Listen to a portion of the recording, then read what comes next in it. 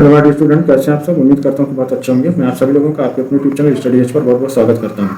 तो हम कर रहे थे कक्षा 10 गणित का ये अंशसाल पेपर था 2024 का पहला सेट, जिसका कोड है 822 इसके हमने दो पार्ट कर चुके हैं। पहला जो पार्ट था उसमें हमने बहुविकल्पी प्रश्न किए थे खंडा से, और पार्ट 2 में हमने शुरू किया था वर्णनात्मक प्रश्न खंड बा से, है ना, खंड बा से।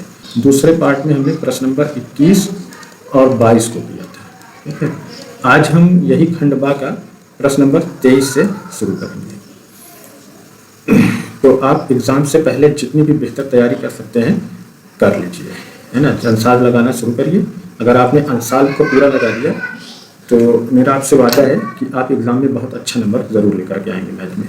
तो यहाँ पर जैसा आप देख सकते हैं ये हमारी क्लास 3 है अंशसाल की। तो चलिए बिना किसी देरी के हम शुरू करते हैं अपनी ये क्लास।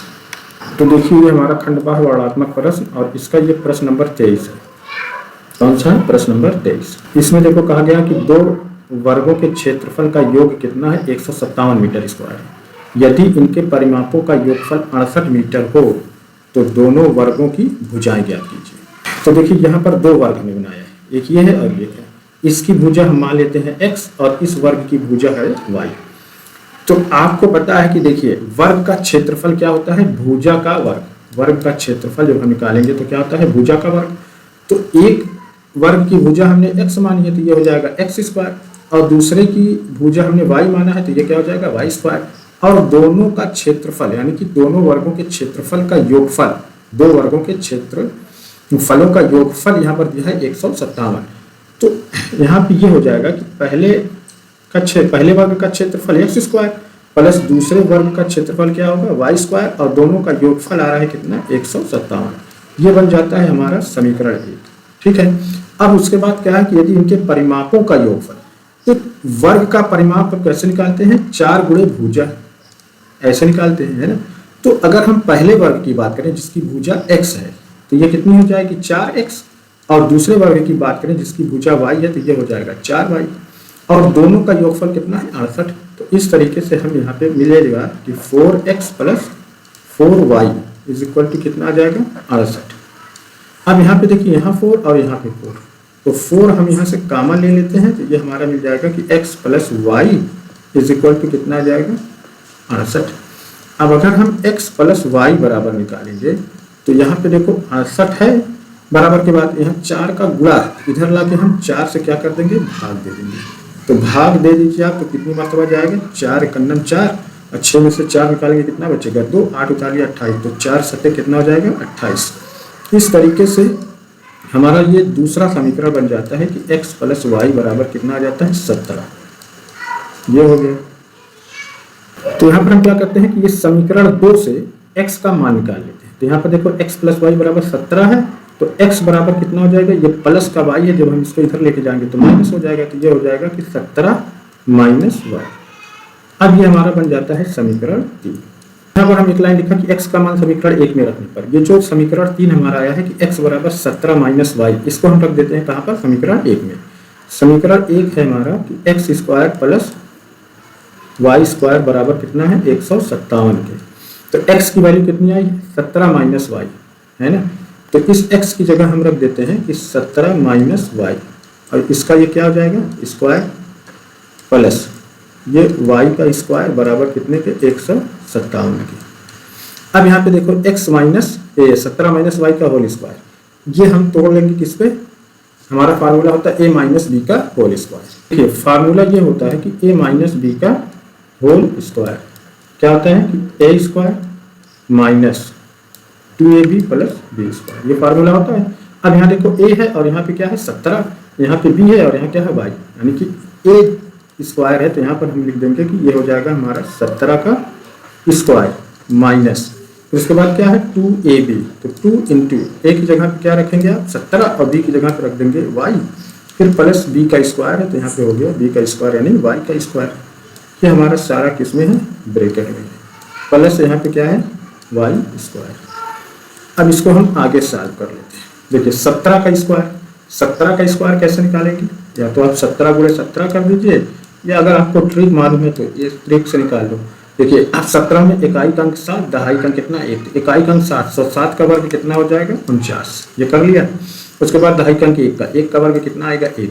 उसके बाद 17 में अंक कौन है 1 है और 7 है, तो दोनों का हम गुणा करते हैं, तो 1 गुणे 7 और इसका कर देते हैं डबल, तो कितना हो जाएगा 7 एकम 7 गुना के 14, तो एक अंक छोड़ करके हम 14 यहाँ पे लिख देते हैं। अब इसको जोड़ देंगे, कितना आ जाएगा 9 और 4 4 कितना आ गया 8 और 1 1 कितना हो गया 2, यानी कितना आता है 289।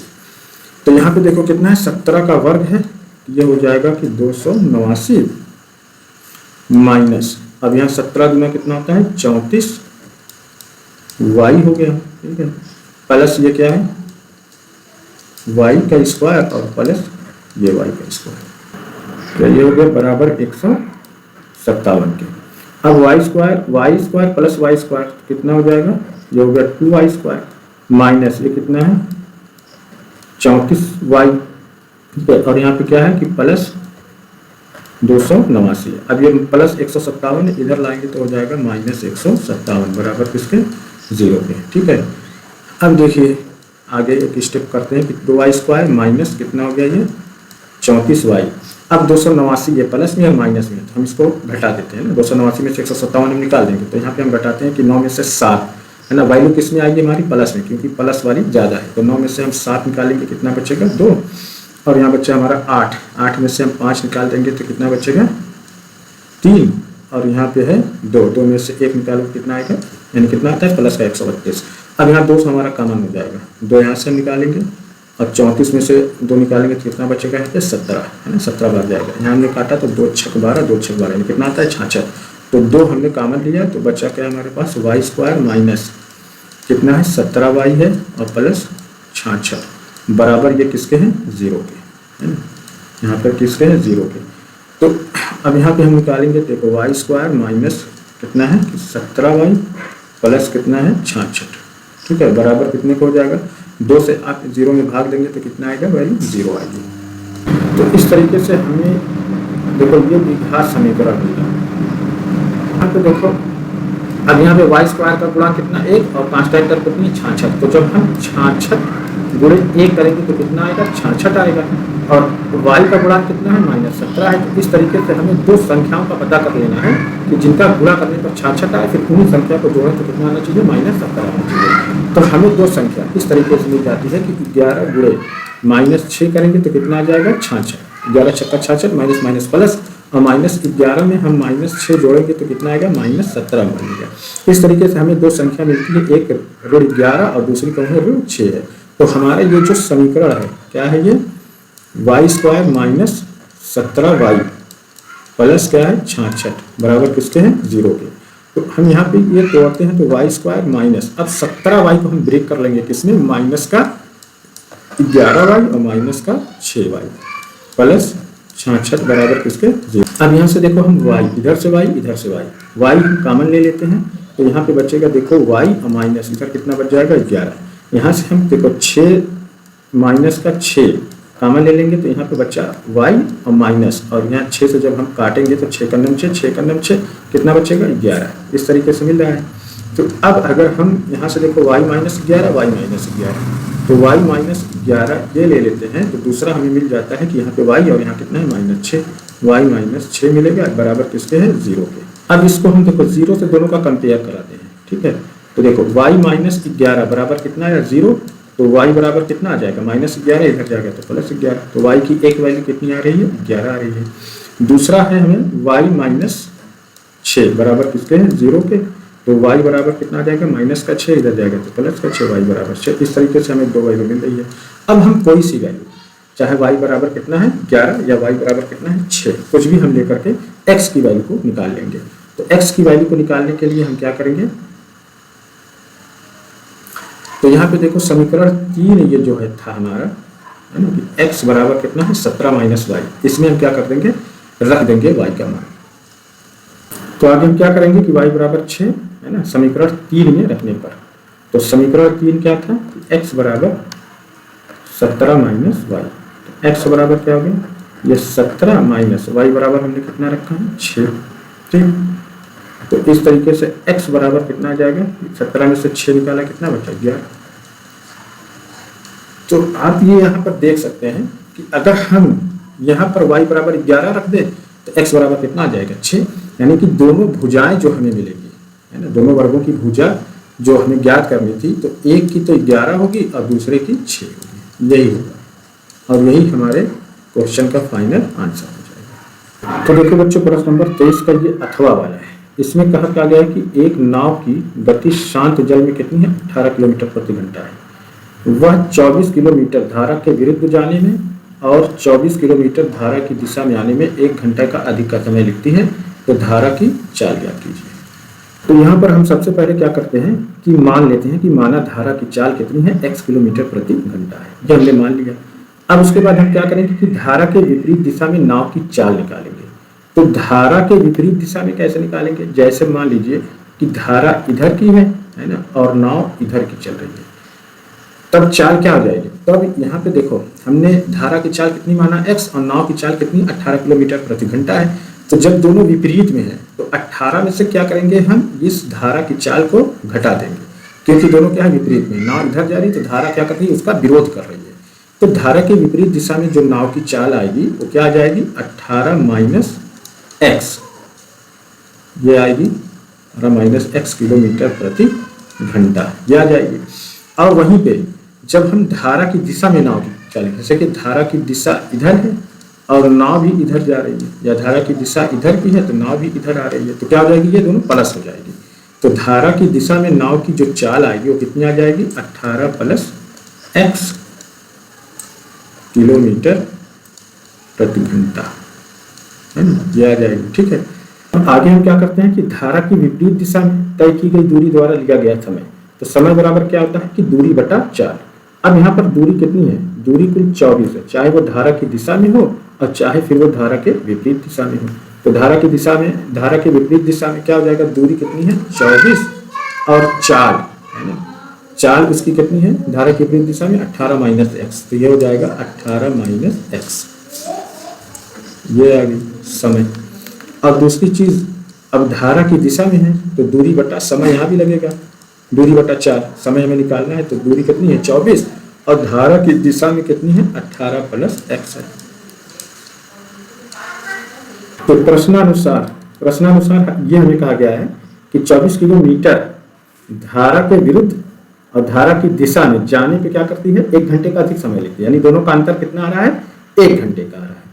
तो ये हो जाएगा हमारा कि 24 बटे 18 माइनस एक्स, ठीक है, ये हो गया। तो माइनस कर देंगे किसका, दूसरा वाला 24 बटे 18 प्लस एक्स, ये है ना, बराबर किसके आ रहा है 1 के, यानी 1 घंटे का अधिक का समय ले रही है। तो अब हम इसको क्या करते हैं, साल कर लेते हैं। तो यहाँ पे देखो कितना है 24 और 24, तो 24 हम यहाँ पे क्या कर लेंगे, कॉमन ले लेते हैं, 24 कॉमन ले लेंगे तो यहाँ कितना बचेगा 1/18 माइनस एक्स, ठीक है। और उसके बाद देखो माइनस यहाँ पे क्या बचेगा 1/18 प्लस एक्स बराबर किसके 1 के, आ गया। अब यहाँ पे देखो इसको हम इधर ले जाके भाग दे देते हैं, तो ये हमारा क्या आ जाएगा, हम इसमें क्रॉस मल्टीप्लाई करेंगे, तो इधर करेंगे तो ये हो जाएगा हमारे पास आ जाएगा कि 18 प्लस एक्स, है ना, इसको इधर ले जाके किया और इसको हम इसमें करेंगे, ठीक है। तो पहले यहाँ पर माइनस है तो क्या आ जाएगा, ये -18 हो गया और ये माइनस मिलकर क्या हो जाएगा प्लस का x हो गया बटे। अब यहाँ पे देखो ये a माइनस बी और ये a प्लस बी, तो हमें पता है कि a minus B into a plus B बराबर क्या होता है a square minus B square. तो यहाँ पे हो जाएगा आपका ये 18 का स्क्वायर और माइनस x का स्क्वायर बराबर, अब यहाँ 24 का गुणा है, इधर लाएंगे तो आप 24 से भाग देंगे तो ये हो जाएगा आपका 1/24। अब यहाँ पे देखो ये +18 -18 ये कैंसिल हो जाएगा और ये हमारा आ जाएगा x कितना आ जाएगा 2x बटे, अब 18 का स्क्वायर, 18 का स्क्वायर कितना आ जाएगा, देखो वर्ग आपको निकालने अगर आ रहा है तो मैंने कहा इकाई का कितना है 8, तो 8 का वर्ग कितना हो गया 64 और 1 का वर्ग कितना होता है 1। उसके बाद दोनों अंक का गुणा करिए, 1 गुणे 8 और इसका डबल कर दीजिए, तो 1 अट्ठे 8 गुनी कितना हो जाता है 16। तो एक अंक छोड़ करके हम यहाँ पे 16 लिख के इसको जोड़ देते हैं, 4 हो जाएगा, 6 6 12 के 2 आएगा और 1 1 2 और 1 हाथ से कितना गया 3, यानी कितना आएगा ये 324 माइनस एक्स स्क्वायर बराबर किसके आता है 1/24 का।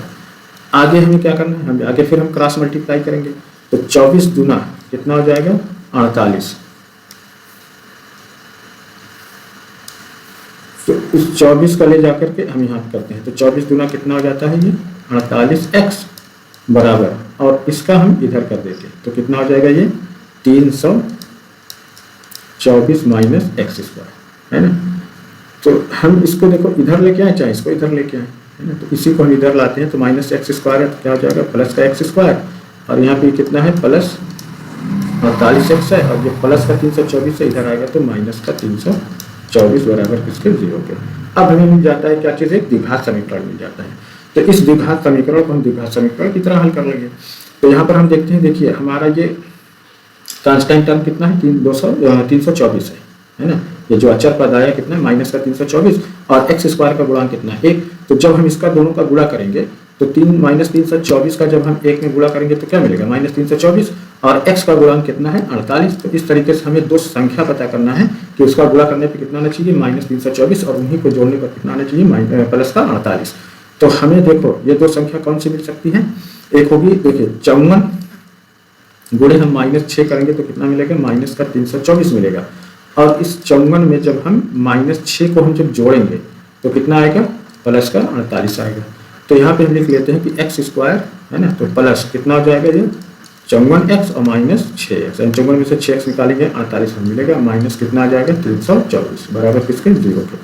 अब यहाँ से देखो x और यहाँ से x हमने कॉमन लिया, तो यहाँ में मिल जाएगा कि x प्लस 54, और यहाँ से हम कॉमन ले लेते हैं कितना 6 है ना, माइनस का 6 हम कॉमन ले लेंगे तो यहाँ पे बचेगा x, और 6 से जब हम डिवाइड करेंगे तो यहाँ पे हो जाएगा माइनस का 54 बराबर किसके 0 के।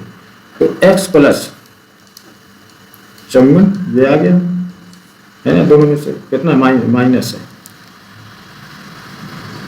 यहाँ पे देखो ये आएगा प्लस में है ना, तो माइनस प्लस क्या हो जाएगा माइनस, तो x प्लस 54, और दूसरा हमारा ये आ जाएगा कि x माइनस 6 बराबर किसके 0 के। अब इसका हम कंपेयर करा लेते हैं, है ना। तो आगे देखो x प्लस 54 बराबर किसके 0 के, तो x बराबर कितना, अब ये प्लस का 54 इधर जाए तो क्या हो जाएगा माइनस का 54, x बराबर कितना है माइनस का 54। चूंकि ये वैल्यू कैसी है ऋणात्मक, इसलिए हमें इस पर विचार ही नहीं करना है। दूसरा हम ले लेते हैं यहाँ पे देखो x माइनस 6 बराबर कितने के 0 के, तो x बराबर कितना हो जाएगा 6, वैल्यू पॉजिटिव है धनात्मक है, तो इसी पे हमें विचार करना है x बराबर 6। यानी कि जो धारा की चाल होगी, हमें से क्या पूछा गया था प्रश्न में, धारा की चाल जो हमने माना था। देखो यहाँ पर हमसे पूछा गया कि धारा की चाल, तो जो धारा की चाल होगी वो कितनी आ जाएगी, यहाँ पे हमारा x किलोमीटर प्रति घंटा, और x बराबर कितना आया हमने हमारे पास 6। तो इस तरीके से ये जो धारा की चाल ये कितनी हो जाएगी 6 किलोमीटर प्रति घंटा। यही हमें क्या करना था, ज्ञात करना था, जिसको बहुत अच्छे से ज्ञात कर लिया। तो आई होप ये क्वेश्चन आपको बहुत बढ़िया तरीके से समझ में आ गया होगा। तो देखो ये है प्रश्न नंबर 24। इसमें कहा गया है कि एक पेडेस्टल के शिखर पर 1.6 मीटर ऊंची मूर्ति लगी है। भूमि के एक बिंदु से मूर्ति के शिखर का उन्नयन कोण कितना है 60 अंश है, और उसी बिंदु से पेडेस्टल के शिखर का उन्नयन कोण 45 है। पेडेस्टल की ऊंचाई ज्ञात कीजिए। तो हमने देखो यहाँ पर फिगर बना लिया है। तो ये देखिए हमारा क्या है कि एक पेडेस्टल है DB, और इसकी ऊंचाई क्या है h है, h मीटर हम इसे ले लेते हैं। हमें क्या ज्ञात करना है, पेडेस्टल की ऊंचाई ज्ञात करना है, इसको हमने यहाँ पर मान लेते हैं। अब इसके देखो शिखर पे यहाँ से यहाँ तक ये एक मूर्ति रखी हुई है, ठीक है, ये एक मूर्ति रखी हुई है कि जिसकी ऊंचाई कितनी है 1.6 मीटर की ऊंची मूर्ति लगी है। अब आगे इसमें कहा कि भूमि के एक बिंदु से मूर्ति के शिखर का, ये मूर्ति का शिखर है और भूमि का एक बिंदु है ना, यहाँ से जो ये उन्नयन कोण कितने का है 60 अंश का है, ये 60 डिग्री का उन्नयन कोण है, और उसी बिंदु से जो भूमि का ये बिंदु है उसी बिंदु से पेडेस्टल के शिखर का उन्नयन कोण ये कितना बना रहा है, यहाँ वाला ये 45 का बना रहा है ना। तो हमें ज्ञात क्या करना है, पेडेस्टल की ऊंचाई ज्ञात करना है, ठीक है। तो सबसे पहले हम देखते हैं कि ये हमारा जो त्रिभुज बन रहा है ABC, ये है ना ये समकोण त्रिभुज। तो हम यहाँ पर ले लेते हैं कि त्रिभुज ABC में, तो यहाँ पे ये देखो क्या है, ये लंब है और ये क्या है आधार है। तो लंब बटा आधार बराबर क्या होता है tan थीटा, और थीटा की वैल्यू यहाँ पर कितना है 60। तो यानी कि ये हमारा आ जाएगा क्या होगा कि tan 60 बराबर कितना होगा AB/BC, A B upon B C. तो tan 60 की वैल्यू कितनी होती है, √3, यहाँ पे हम रख लेते हैं। और ए बी हमारा क्या है, देखो डी बी ये है, बी डी है प्लस डी ए है, तो बी डी की ऊंचाई कितनी है, h, तो यहाँ पर हम लिख लेते हैं h प्लस, और ये ए डी क्या है, ये मूर्ति है जिसकी ऊंचाई कितनी है 1.6, इसको हम यहाँ पे लिख लेते हैं 1.6 बटा क्या ले लेते हैं, ये बी सी। अब यहाँ बी सी ये जो दूरी है इसको हम ले लेते हैं, ये x है, x मीटर की दूरी है, बी इसके पेडेस्टल के ये जो बाद वाला बिंदु है और जो भूमि पर एक बिंदु है, इनके बीच की दूरी x है, तो हम यहाँ पर ले लिया x। ठीक है, ये हमारा आ जाता है समीकरण 1। अब उसके बाद देखिए, अब दूसरा त्रिभुज ये हमारा बन रहा है कि डी बी सी में, यहाँ पे हम ले लेते हैं त्रिभुज डी बी सी में। तो यहाँ पे देखो ये क्या है, डी बी, ये क्या होता है लंब, और ये क्या है आधार, है ना, तो लंब बटा आधार बराबर क्या आता है tan थीटा। तो tan थीटा यहाँ कितना है 45, तो हम लिखेंगे कि tan 45 बराबर, अब ये है हमारा बी डी क्या है h, चाहे पहले लिख लूँ बी डी अपान क्या होगा बी सी, वही है। तो देखिए ये आ गया हमारे पास कि tan 45 बराबर बी डी कितना है h और ये कितना है x, तो tan 45 का मान कितना होता है 1, और ये है हमारा h अपान x। अब जब हम इसका क्रॉस मल्टीप्लाई करें, यहाँ पे हर एक करें, इसका इसमें करें, तो x का एक में करेंगे कितना होगा x बराबर h, ये हमारा बन जाता है समीकरण 2। तो आगे हम क्या करते हैं कि समीकरण 2 से x का मान समीकरण 1 में रखने का, तो समीकरण 2 से ये जो x का मान आया कितना x बराबर h, इसे हम रख देते हैं समीकरण 1 में। तो समीकरण 1 क्या है, देखो √3 है बराबर कितने के हैं h प्लस 1.6 बटे, अब x की जगह पे हम क्या रख देंगे h, यहाँ पर हमने रख लेते हैं। अब इसको हम क्रॉस मल्टीप्लाई कर देंगे, यहाँ कहा कि एक हम चाहे तो बना ले, तो √3 का h में करेंगे तो कितना आ जाएगा √3h बराबर, और h प्लस 1.6 का जब हम 1 में करेंगे तो कितना आ जाएगा ये h प्लस 1.6। तो आगे देखो जब हम इसको निकालेंगे तो इसको देखो ये √3h बराबर कितना h प्लस 1.6, तो h को हम इधर लेके आए तो ये क्या हो जाएगा √3h, और ये धन का h है इधर आ जाएगा, कितना आ जाएगा -h बराबर कितना होगा 1.6 का। अब यहाँ से देखो हम h कॉमन ले लेंगे, तो यहाँ क्या मिला हमें √3 माइनस कितना हो जाएगा 1 बराबर कितना है 1.6, ये आ गया। तो h बराबर जब हम निकालेंगे तो इधर कितना है देखो 1.6, इसमें क्या कर देंगे हम, ये √3 का क्या कर देंगे, यहाँ ले जाके भाग कर देंगे। तो यहाँ पे देखो ये रूट में है, इसका हमें क्या करना है परमीकरण करना है। परमीकरण करने के लिए क्या करते हैं कि जैसे ये √3 - 1 है तो √3 + 1 का हम ऊपर नीचे क्या करते हैं गुणा कर देंगे, तो ये हमारी जो वैल्यू बन जाएगी h बराबर ये हो जाएगा कि 1.6 गुणे कितना किया √3 + 1 अपान, यहाँ पे भी कर देंगे देखो √3 ये -1 है, इसमें हम करेंगे कि √3 + 1 का, आगे सॉल्व करते चले जाएंगे। तो h बराबर क्या हो जाएगा 1.6 कितना हो गया कि √3 + 1 अपान, अब देखो a - b और a + b बराबर क्या होता है a² - b², तो ये हो जाएगा हमारा √3 का स्क्वायर और -1 का स्क्वायर। तो h बराबर आ जाएगा कि 1.6 √3 + 1, और √3 का स्क्वायर से रूट कैंसिल, कितना आया यहाँ पे 3 और 1 का स्क्वायर 1 होता है, तो h बराबर हो गया कि 1.6 √3 + 1 अपान 3 में से निकाल लेंगे कितना बचेगा 2 से यहाँ हम भाग देंगे तो कितना आ जाएगा 0.8। तो यहाँ पे जो हमें वैल्यू मिल जाएगी h बराबर कितना आ जाएगा 0.8 √3 + 1 मीटर, यही क्या होगी पेडेस्टल की ऊंचाई होगी, और यही हमारा क्या हो जाएगा आंसर हो जाएगा। तो ये था बेटा क्वेश्चन नंबर 24। तो बच्चों इस तरीके से आज हमने इस वीडियो में प्रश्न नंबर 23 से हमने शुरू किया, प्रश्न नंबर 23 किया और प्रश्न नंबर 23 का 8वां वाला क्वेश्चन किया, उसके बाद हमने प्रश्न नंबर 24 किया, यानी कुल मिलाकर के 3 प्रश्न हमने इसमें किए हैं जो 6-6 नंबर के थे, बड़े क्वेश्चन थे। अब इसके आगे जो है अगली वीडियो में प्रश्न नंबर 24 का जो 8वां वाला है उसको करेंगे, और एक क्वेश्चन और इसका प्रश्न नंबर 25 करेंगे। वीडियो ज़्यादा लंबी ना हो इसलिए मैं थोड़े से कम क्वेश्चन करवा रहा हूँ ना, ज़्यादा पूरे क्वेश्चन एक साथ करेंगे तो वीडियो लंबी हो जाएगी, जिसे देखने में आप बोरियत ना महसूस करें, इसके लिए वीडियो थोड़ा सा छोटी रखता हूँ, और बहुत छोटी भी नहीं रख सकता क्योंकि ये क्वेश्चन लगाने में या कराने में टाइम तो लगता ही है। तो इस तरीके से अगर आप मैथ की एक अच्छी तैयारी कर रहे हैं और क्या करना चाहते हैं, है ना, अपने एग्जाम की बोर्ड एग्जाम में अच्छे नंबर लाना चाहते हैं, तो मेरे इस चैनल को आप नए हैं, अच्छी लगे ये वीडियो तो चैनल को सबसे पहले आप क्या कर लें, सब्सक्राइब कर लें और इसे अपने दोस्तों के साथ शेयर भी करें, है ना।